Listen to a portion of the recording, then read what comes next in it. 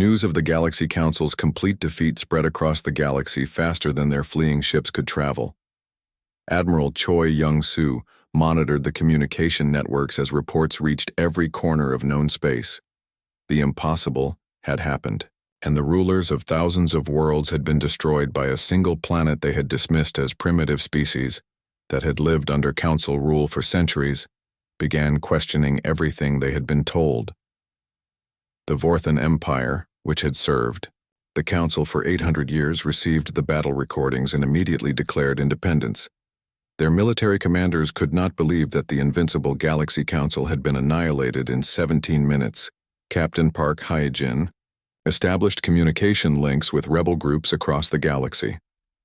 Within hours of Earth's victory, underground resistance movements on dozens of worlds were launching coordinated attacks against council installations.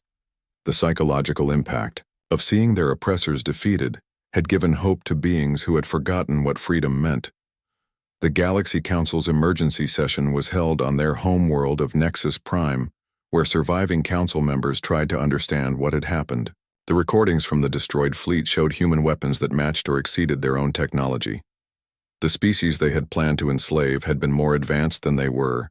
General Song Hai-wan received intelligence reports showing that the Galaxy Council was fragmenting from within. Several member species were withdrawing their support and demanding explanations for how such a massive military failure could have occurred.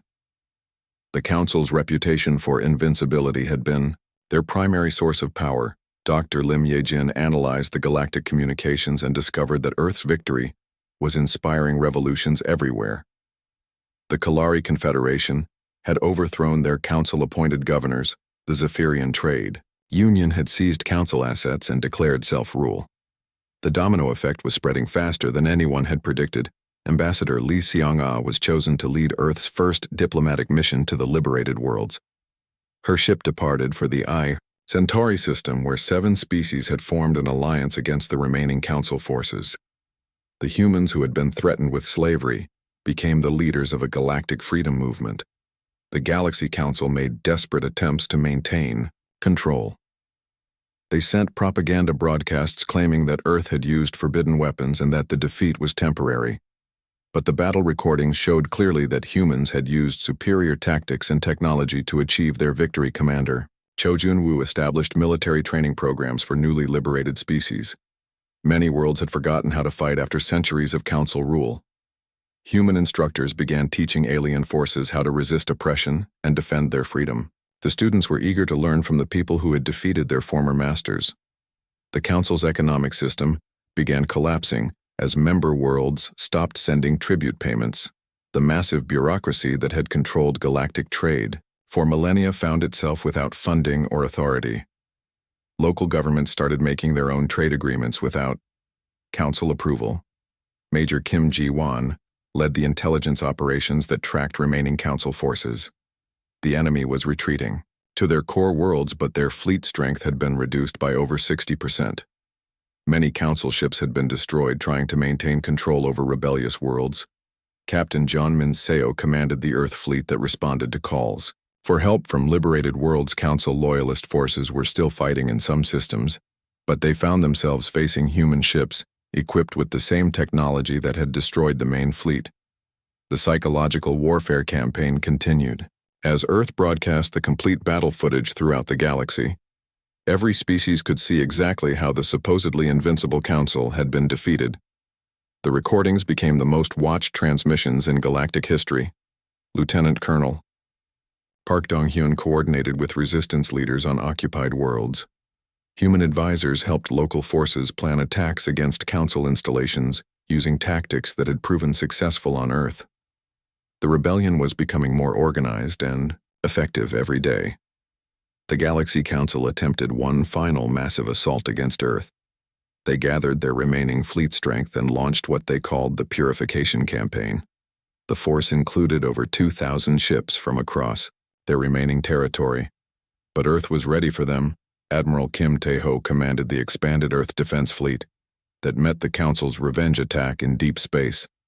Human forces had grown stronger since the first battle, incorporating captured alien technology and new weapons designed specifically for fighting Council ships. The second battle lasted only 12 minutes. The Galaxy Council's desperate assault was shattered even more completely than their first attempt. Human tactics had evolved, and their weapons had become more powerful. The surviving Council ships fled in complete disorder. Colonel Shinjuri reported that Council resistance was collapsing across the galaxy. Their remaining strongholds were being abandoned as local species rose in rebellion. The once mighty empire was dissolving faster than anyone had thought possible. The Galaxy Council's final transmission was broadcast from their home world as human ships approached Nexus Prime. The Council leadership formally dissolved their government and begged for mercy from the species they had oppressed for so long. Their reign of terror was officially over. Captain Yu Sang-min led the occupation forces that secured the former Council capital. The massive government buildings that had controlled thousands of worlds stood empty as their former occupants fled into exile. The symbols of galactic oppression were pulled down and destroyed. Commander No Min-jung established the Galactic Freedom Alliance with representatives from over 300 liberated worlds. Earth became the headquarters of the new organization that was dedicated to preventing any single species from dominating others. The transformation was remarkable. Within 1 year of threatening Earth, the Galaxy Council had completely vanished from galactic politics. Their former subjects had formed new governments based on cooperation rather than domination. Trade flourished as species were free to make their own economic decisions. Dr. Wang Su-young documented the changes across the galaxy. Her research showed that technological progress had accelerated dramatically once species were free to share knowledge without council restrictions. The oppressive system had been holding back galactic civilization for thousands of years. The final irony was that Earth's victory had made the galaxy safer for everyone. The Council's method of rule through fear had created instability and conflict. The new system, based on mutual respect and cooperation, brought peace to regions that had known only War Major Bai Jung-ho compiled the historical records that would be taught to future generations. The Galaxy Council's attempt to conquer Earth had backfired completely. Their arrogance and underestimation of human determination had led to their total destruction and the liberation of countless worlds.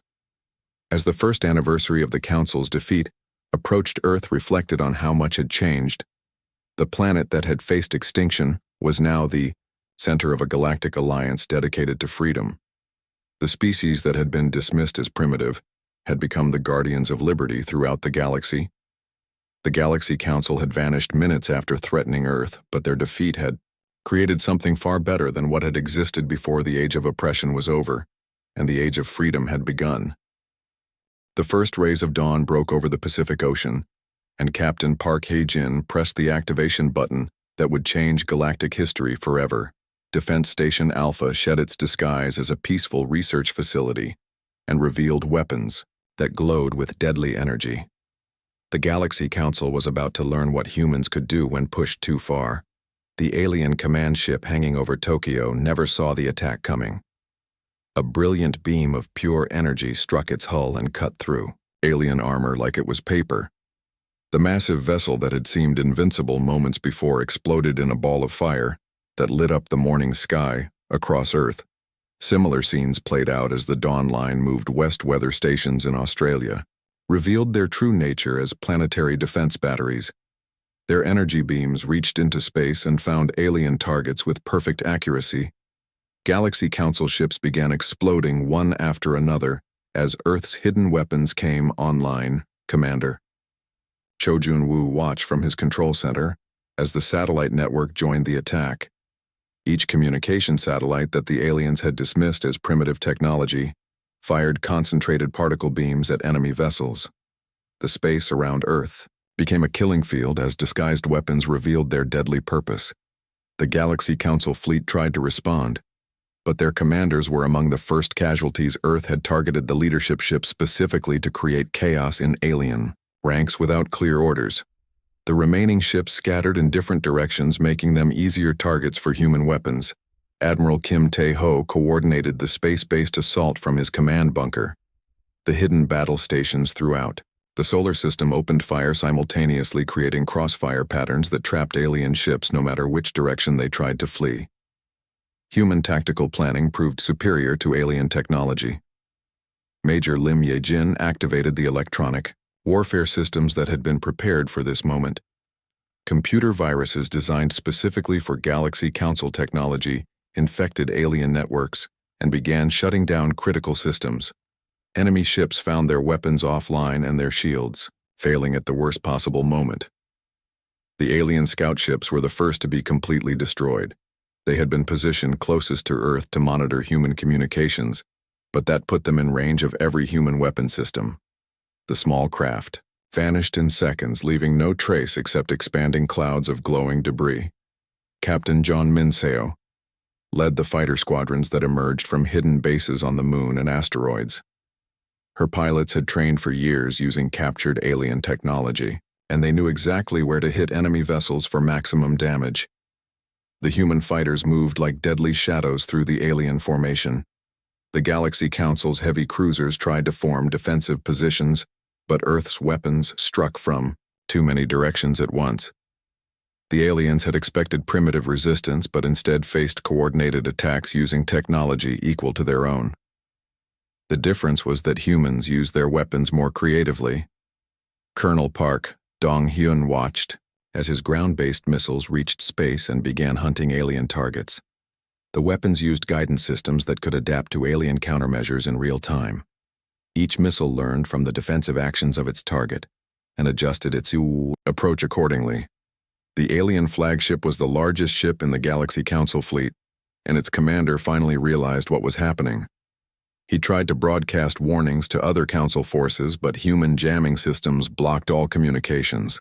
The massive vessel found itself alone and surrounded by human weapons. Lieutenant Colonel Kim Ji-won commanded the cyber warfare division that was turning alien technology against itself. The computer viruses had spread through Galaxy Council networks and were now controlling alien weapon systems. Enemy ships began firing on each other as their computers fell under human control. The psychological impact on alien crews was devastating. The Galaxy Council had never faced organized resistance before, and their soldiers panicked when they realized Earth was not the helpless target they had expected. Many alien ships tried to surrender, but human forces were not taking prisoners during the initial assault. Major Bae Jung-ho tracked the battle from his intelligence center and reported that alien morale was collapsing faster than their ships. The Galaxy Council forces had been trained to intimidate weaker species, but had never learned to fight against determined resistance. Captain Yu Sang-min directed the final phase of the space battle as human ships emerged from hiding places throughout the solar system. The Galaxy Council found themselves outnumbered and outgunned by forces they had never detected. The alien fleet that had seemed so powerful was being systematically destroyed. The alien commander made one final desperate attempt to strike back. His flagship targeted major Earth cities with weapons capable of destroying continents. But human shield technology activated automatically, creating protective barriers that absorbed the alien attack without any damage to the planet below. Admiral Choi Young-soo watched as the last Galaxy Council ships tried to escape into hyperspace. Human pursuit vessels were waiting at every possible jump point, and alien craft found themselves trapped in the solar system with no way to flee. The Council's perfect invasion had become a perfect defeat. The battle lasted exactly 17 minutes from first shot to final explosion. The Galaxy Council fleet that had threatened to destroy Earth was reduced to scattered debris floating in space. Human forces had achieved complete victory without losing a single ship or installation.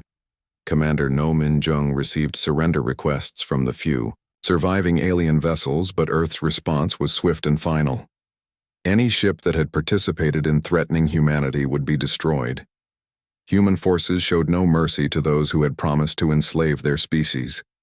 The alien flagship made one last transmission before its destruction. The Galaxy Council commander finally understood that Earth had been hiding its true capabilities all along. He realized that his species had made a fatal error in judgment, but the knowledge came too late to save him. Colonel Shin-ju-ri coordinated the cleanup operations as human ships moved through the debris field, searching for useful alien technology. The battle had provided Earth with hundreds of new examples of Galaxy Council equipment that could be studied and improved. The news of the victory spread across Earth within minutes. Populations that had faced extinction at dawn were celebrating freedom by noon. The impossible had happened, and humanity had not just survived, but achieved total victory against seemingly overwhelming odds. Captain Kim Tae-ho prepared the broadcast that would reach every corner of the galaxy. The message was simple, but devastating. Earth had defeated the Galaxy Council completely, and other species should know that the age of Council domination was ending. As the debris from alien ships continued to burn in Earth's atmosphere, human forces began preparing for the next phase of the conflict. The Galaxy Council would surely send reinforcements, but Earth would be ready. The moment of truth had passed, and humanity had proven itself worthy of freedom. General Song Hai-wan stood before the largest gathering of military commanders in human history. The war room deep beneath Geneva held representatives from every nation on Earth and every branch of the secret space defense program. The alien deadline was 12 hours away, and Earth was about to reveal its true power. The holographic display showed the positions of every Galaxy Council ship orbiting Earth. The aliens had spread their fleet across the planet to maximize their intimidation effect, but their formation was perfect for what Earth had planned. The enemy ships were isolated and vulnerable, exactly where human strategists wanted them. Admiral Kim Tae-ho presented the attack plan that had been developed over years of preparation. The operation was called Thunderstrike, and it would begin simultaneously at dawn across all time zones. Earth's hidden weapons would reveal themselves in a coordinated assault that would catch the Galaxy Council completely off guard. Captain Park Hae-jin would command the space-based portion of the attack from Defense Station Alpha, which the aliens believed was just a research facility. Her station was actually the most heavily armed fortress in Earth's defense network, equipped with particle cannons that could destroy capital ships with single shots. The first phase would target the Galaxy Council's command vessels, using the disguised satellite network that orbited Earth. Each satellite would fire concentrated energy beams at the alien leadership ships while they were still expecting humanity's surrender. The alien commanders would be eliminated before they could coordinate a response. Colonel Cho Jun-woo explained how the ground-based installations would support the space attack. Weather monitoring stations around the world would reveal their true purpose as planetary defense batteries. Each installation could generate energy output equal to nuclear weapons, but with precision that could target individual ships' major limb. Ye-jin had calculated the exact timing needed for maximum effectiveness. The attack would begin at sunrise in the Pacific and roll westward around the planet following the dawn line. Each time zone would add its firepower to the assault, creating a wave of destruction that would overwhelm alien defenses. The psychological warfare component was equally important. Captain John Min-seo had prepared a broadcast that would reach every Galaxy Council ship simultaneously. Instead of begging for mercy, Earth would announce its defiance and reveal the true extent of human military preparation. The message would shatter alien confidence. Commander Park Dong-hyun would lead the fighter squadrons that had been hidden on the dark side of the moon. His pilots had trained for years using alien-derived technology, and they knew weaknesses in Galaxy Council ship designs that the aliens themselves had forgotten. The plan included contingencies for every possible alien response. If the Galaxy Council tried to retreat, Earth's hidden space fleet would pursue and destroy them. If they attempted to land invasion forces, the surface defenses would eliminate them. Before they could establish positions, Lieutenant Colonel Kim Ji-won had developed special tactics for fighting in Earth's atmosphere. The alien ships were designed for space combat and would be less effective in planetary air. Human fighters could use weather patterns and atmospheric conditions to gain advantages over the more advanced alien craft. The coordination required was unprecedented. Every military installation on Earth would need to act at precisely the right moment. The attack depended on perfect timing because surprise would only last minutes once the first shots were fired. Dr. Bae Jung-ho had analyzed Galaxy Council communication protocols and developed jamming systems that would prevent alien ships from coordinating their response. Each alien vessel would find itself isolated and unable to call for help from other ships in the fleet. The weapon assignments had been carefully planned to maximize damage. Captain Yu Sang-min would target the largest alien ships with the most powerful human weapons, while smaller vessels would be engaged by fighter squadrons and automated defense systems. Major Wang Su-young had prepared electronic warfare systems that would disable alien technology. Her team had developed computer viruses specifically designed to infect Galaxy Council systems and shut down their weapons and shields. The aliens had never encountered cyber warfare on this scale. Admiral Choi Young-soo reviewed the intelligence reports one final time. The Galaxy Council fleet consisted of exactly 437 ships, with known weapon configurations and shield capabilities. Human forces had identified weak points in every class of alien vessel. The alien commander had made his biggest mistake by demanding public surrender ceremonies. He expected Earth's leaders to broadcast their submission to the galaxy, but instead they would broadcast the destruction of his fleet. The psychological impact would reach every world under Galaxy Council. Control, Colonel Shinju-ri confirmed that all hidden installations were ready for combat. The aliens had been monitoring Earth's communications for hours, expecting to intercept surrender negotiations. Instead, they had detected normal civilian traffic that revealed nothing about the coming attack. The battle plan addressed every aspect of the conflict, from the initial surprise attack to the cleanup operations that would follow. Earth's forces were prepared to capture alien survivors and technology, while ensuring that no Galaxy Council ship escaped to warn their superiors. Commander No Min-jung had positioned Earth's secret battle cruisers at strategic points around the solar system. Any alien ships that tried to flee would find human warships waiting for them. The Galaxy Council would learn that Earth controlled more than just the planet itself. The timing was perfect because the alien deadline created a natural moment when their guard would be lowest. The Galaxy Council expected either surrender or desperate last-minute negotiations. They had no idea that Earth was preparing to strike first with overwhelming force. General Song Hai-wan gave the final briefing to all unit commanders. The success of the operation depended on every soldier and officer performing their duties perfectly. The fate of human freedom and possibly the liberation of the entire galaxy hung in the balance. Captain Kim Tae-ho confirmed that all civilian populations had been moved to safety without alerting the aliens. The evacuation had been disguised as routine emergency drills, and the Galaxy Council had not suspected that Earth was preparing for war rather than surrender. The plan included provisions for broadcasting the battle to other species throughout the galaxy. Dr. Lim Yejin had prepared transmission systems that would show alien races that the Galaxy Council could be defeated. The psychological impact would inspire rebellions on worlds across the galaxy. As the final hours before dawn approached, Earth's military forces moved into position with quiet efficiency. The Galaxy Council ships hung in the sky like monuments to alien arrogance, but they were about to become tombstones, marking the end of their reign of terror. The perfect plan was ready, and Earth was about to teach the Galaxy Council that threatening humanity had been the last mistake they would ever make. The morning sky over Seoul turned black as massive alien ships blocked out the sun. Kim Tae-ho was drinking his coffee when the emergency alarm started screaming across the United Earth Defense Command Center. He dropped his cup and ran to the main control room, where dozens of officers were staring at screens showing impossible things. Giant ships hung in the air above every major city on Earth. They were bigger than mountains and shaped like dark triangles with glowing edges. The ships made no sound, but their presence felt heavy like storm clouds ready to explode. The people in the streets below looked up and pointed, while some ran for cover and others just stood frozen in fear. Admiral Kim Tae-ho had been preparing for alien contact his whole career, but nothing had prepared him for this. The ships appeared without warning and without any previous communication. Earth's most advanced sensors had detected nothing until the massive vessels were already hanging in the atmosphere like death itself.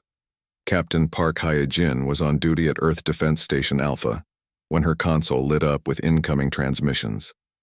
The signals were coming from the alien ships, and they were being translated automatically by Earth's universal communication systems. The first words that appeared on her screen made her blood run cold. "We are the Galaxy Council Ruling Assembly." The message read, "You will surrender all military technology and weapons within 24 Earth hours. You will submit to our authority and accept our rule over your primitive world. If you refuse, we will destroy every living thing on your planet and claim it for ourselves. The translation continued with more demands. Each one was worse than the last. The aliens wanted Earth's leaders to kneel before them publicly. They wanted all of humanity's weapons destroyed. They wanted Earth's resources, and they wanted humans to work as slaves for their galactic empire. The message was clear and simple: surrender or die. Dr. Lee Min-ho was in his research laboratory when the alien ultimatum reached him. He studied languages for a living, and something about the alien communication bothered him. The way they spoke showed they had never been challenged. Before, they talked like bullies who had always gotten their way through fear and violence alone. The aliens described humans as a young species that had barely learned to leave their home planet. They called Earth's technology primitive and laughable. They said humanity's weapons were toys compared to the power of the Galaxy Council. They spoke with the confidence of beings who had conquered thousands of worlds without ever meeting real resistance. President Yoon Da-yoon called an emergency meeting. Of all Earth's leaders within hours of the alien arrival, representatives from every nation gathered in the secure bunker beneath the World Government Building. The alien ships hung overhead like a constant reminder that Earth faced extinction if they made the wrong choice. The alien leader appeared on the main screen during the meeting. It was a creature unlike anything humans had ever seen. It stood 12 feet tall, with 4 arms and skin that looked like black metal. Its eyes glowed red, and when it spoke, its voice sounded like grinding stone. The creature's name was unpronounceable to human tongues, so they simply called it the Commander. "I have conquered over 3,000 worlds," the Commander said through the translation system. "Your species is nothing special. You have 2 choices. Submit to our rule and live as our servants, or refuse and watch your world burn. The choice is yours. But know that no species in galactic history has ever successfully resisted the Galaxy Council." The Commander went on to describe the fate of worlds that had refused to surrender. Their populations had been wiped out completely, and their planets had been stripped of all useful resources. The Galaxy Council ruled through absolute terror, and they had never encountered a species brave enough or strong enough to fight back effectively. Defense Minister Cho Jun-woo studied the alien ships through Earth's most powerful telescopes and satellites. The vessels were indeed massive, and their energy readings showed weapons capable of destroying entire continents. The aliens had not been lying about their power. They possessed technology that could turn Earth into a lifeless rock within hours. But something seemed wrong to Commander Kang Sumin as she analyzed the alien fleet. The ships were positioned like they expected no resistance at all. They had not spread out for battle formations. They had not even raised defensive shields. Their behavior suggested they thought Earth would surrender immediately without any fight at all. The Galaxy Council had made one critical mistake in their approach to Earth. They had not bothered to study human history. If they had, they would have learned that humans had a long tradition of fighting hopeless battles against impossible odds. They would have discovered that humans often fought harder when facing extinction than when fighting for gain. Lieutenant Colonel Wang Su-young brought up historical examples during the emergency meeting. She reminded everyone of battles where small human forces had defeated much larger enemies through courage, determination, and clever tactics. The aliens might have superior technology, but they clearly did not understand the human spirit. The debate among Earth's leaders was intense. Some argued that surrender was the only logical choice the alien fleet could destroy Earth's military forces in minutes, and resistance would only lead to total extinction. Others argued that slavery was worse than death, and that humanity should fight regardless of the odds. President Yoon Da-yoon listened to all arguments before making the final decision. She stood before the assembly of world leaders and spoke words that would echo through galactic history. "We will not surrender," she said. "We will not kneel. We will not become slaves. Earth chooses to fight." The decision was unanimous. Once the president spoke, every nation on Earth agreed to stand together against the Galaxy Council. Threat military commanders began mobilizing their forces while scientists worked desperately to find weaknesses in alien technology. The countdown to destruction had begun, but humanity was not going quietly. General Song Hai-won took command of Earth's unified military response. He had exactly 24 hours to prepare for a battle that seemed impossible to win. The alien fleet possessed overwhelming firepower and technology, that Earth could not match through conventional means. But humans had never been conventional fighters. The Galaxy Council ships hung silently in Earth's sky waiting for humanity's surrender that would never come. Their commanders expected the primitive humans to beg for mercy within hours. They had no idea that Earth had been preparing for this day much longer than anyone suspected. The aliens had made their first and possibly fatal mistake by underestimating the determination of the human race. As night fell across Earth, people looked up at the alien ships with defiance rather than fear. They knew tomorrow might bring the end of human civilization, but they also knew their species would face extinction, standing tall rather than kneeling in chains. The Galaxy Council was about to learn why threatening Earth had been the worst decision in their long history of conquest. Commander Cho Jun-woo walked through the underground corridors of the Deep Archives facility, carrying the most classified files in human history. The alien ship still hung overhead, but everything was about to change. The files in his hands contained secrets that even most government leaders had never seen. The truth had been hidden for 30 years deep beneath the mountains of Colorado. Inside the secure facility were the remains of alien spacecraft that had crashed on Earth decades ago. The ships had been recovered in secret, and their technology had been studied by Earth's brightest scientists ever since. Dr. Lim Ye-jin was the head researcher at the facility, and she had been waiting for this day her entire career. She led Commander Cho through laboratories filled with alien technology that had been reverse-engineered and improved by human minds. The Galaxy Council thought they were dealing with primitives, but they were completely wrong. The first crashed ship had been found in 1995 in the Canadian wilderness. The craft was damaged, but its technology was intact. Earth's governments had immediately classified the discovery and began studying everything they could learn from the alien systems. The second crash came 3 years later in the Australian desert. Each crashed ship had taught humanity more about advanced technology. The aliens used energy systems that humans had only dreamed about. Their weapons could cut through any known material, and their shields could stop nuclear explosions. The technology seemed impossible to understand at first, but human scientists never gave up. Lieutenant Colonel Park Dong-hyun had spent 15 years studying alien propulsion systems. He discovered that the alien engines used principles that human physics had not yet developed, but once explained, the concepts made perfect sense. Human engineers began building their own versions that worked even better than the originals. The breakthrough came when Dr. Kim Ji-won realized that alien technology was actually limited by their thinking patterns. The alien races had developed their science in straight lines without creative experimentation. Humans approached problems differently and found solutions that aliens had never considered. Captain John Min-seo worked on alien weapons technology and made discoveries that shocked even the research team. The alien energy weapons were powerful, but they were designed for specific targets. Human modifications made the weapons adaptable to any situation and increased their power beyond what aliens thought possible. The most important discovery was made by Major Bai Jung-ho, who studied alien communication systems. He learned that the Galaxy Council had been monitoring Earth for decades, but they had completely missed the crashed ships and the secret research programs. Their intelligence gathering was thorough, but not perfect.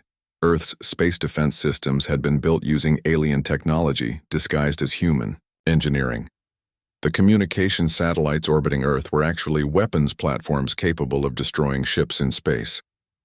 The research stations on the Moon and Mars were military bases armed with technology that matched anything the Galaxy or Council possessed. General Song Hai-wan had been in charge of the secret weapons program since its beginning.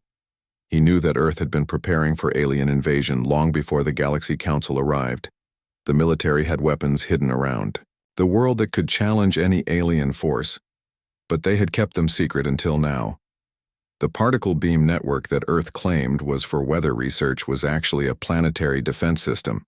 Each installation could generate energy beams, powerful enough to cut alien ships in half.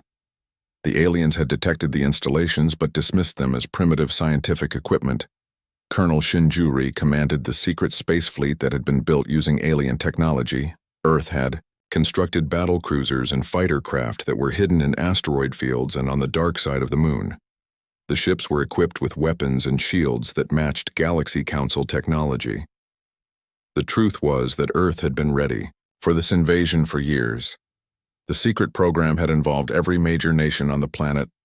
Each country had contributed resources and personnel to build a defense system that could protect humanity from alien threats. The Galaxy Council had no idea what they were facing. Dr. Wang Su-young had made the most important discovery of all. She learned that human creativity gave them a massive advantage over alien thinking. The aliens had advanced technology, but they used it in predictable ways. Humans could take the same technology and use it in ways that aliens never imagined. The alien races that made up the Galaxy Council had been using the same weapon designs for thousands of years. They never improved or innovated because their culture discouraged new ideas.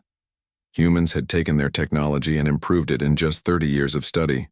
Captain Yu Sang-min had developed new shield technology that was superior to anything the aliens possessed. The human shields could adapt to different types of attacks, while alien shields were designed for specific threats. The Galaxy Council had never encountered adaptive defense systems. The secret research had also revealed weaknesses in alien technology. Their ships were powerful, but they relied on centralized control systems that could be disrupted.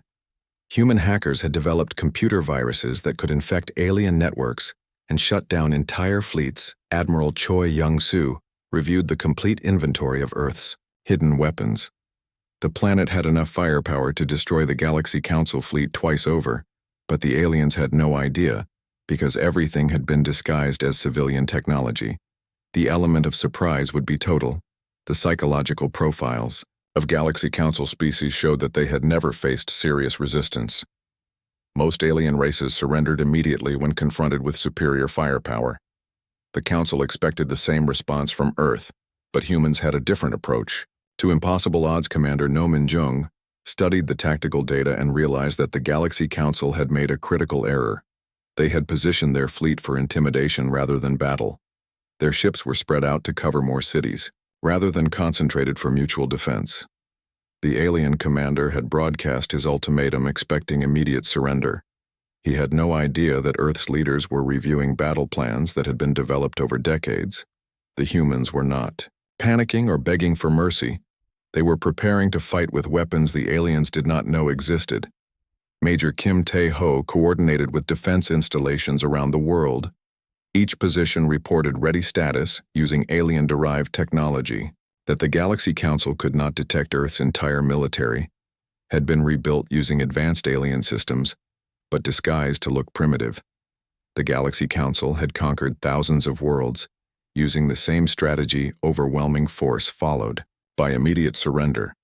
They had never encountered a species that had been preparing for their arrival, or one that possessed technology equal to their own. As the deadline approached, Earth's leaders knew they held advantages that the aliens could not imagine. The Galaxy Council thought they were threatening a primitive world, but they were actually facing an enemy that had been studying their technology for 30 years and had found ways to improve it. The hidden truth was about to be revealed, and the Galaxy Council was going to learn that threatening Earth had been the biggest mistake in their long history of conquest.